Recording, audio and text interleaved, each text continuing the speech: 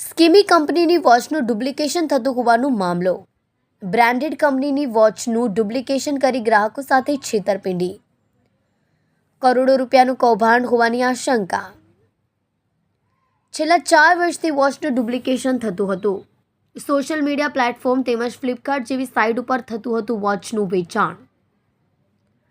Company દ્વારા online વોચનો order કરી સેમ્પલો તપાસવામાં આવતા વોચ નકલી હોવાનું સામે આવ્યું. કંપની દ્વારા તમામ પુરાવા સાથે દિલ્હી કોર્ટ કમિશનમાં ફરિયાદ કરવામાં આવી હતી.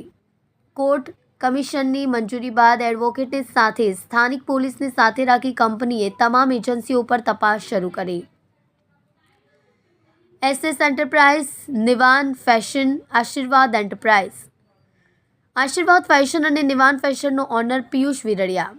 કંપનીની તપાસમાં ચાલુ વર્ષમાં 6 કરોડની વોચ ડુપ્લિકેશન થયું હોવાનું સામે આવ્યું. વધુ તપાસમાં આંકડો વધે તેવી પણ શક્યતા.